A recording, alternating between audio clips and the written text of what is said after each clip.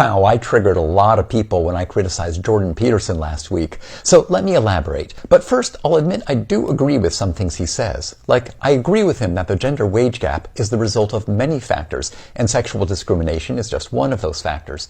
And on political correctness, I agree that some people take it too far, and other ideas too. But here's my criticism. He basically stopped being a scientist, stopped talking and thinking like a scientist. And now if you look at his interviews and speeches, it's mostly social commentary. It's not science or backed by science, and he's not claiming it is, usually. He's just expressing his opinion, which he's allowed to do. And I don't mind that his views are conservative. My beef with him is that he chooses to say things in a controversial way, which gets him more likes, views, and infamy. He first became YouTube famous by criticizing the 2016 Canadian law to add protections for transgender people.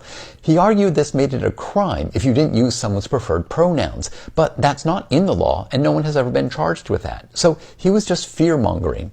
In protest, he said he would not use people's preferred pronouns. So because he doesn't like the policy, he'll take it out on trans people?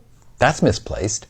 He has said gender-affirming care is like Nazi medical experiments. He has said the masculine spirit is under assault.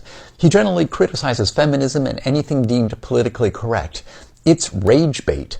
Stepping out of social science, he said climate change is not real, and recently he retweeted this graph. But this graph doesn't even show the last 138 years.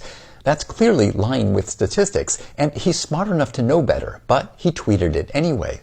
In fairness, he's said many things over the years, even that transgender people should be treated with politeness and dignity. It's not so much contradiction as it is nuance, and his views are definitely nuanced. But he attracts a lot of fans who are not nuanced at all, and outright hostile to others. Not all, but many. And he doesn't seem to mind that.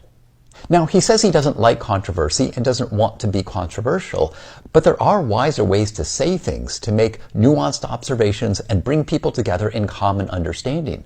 But often he says things that have high shock effect that divides people. So, either he's really bad at word choice and bad at reading the room, or he knows that controversy gets him more attention. I think he knows exactly what he's doing.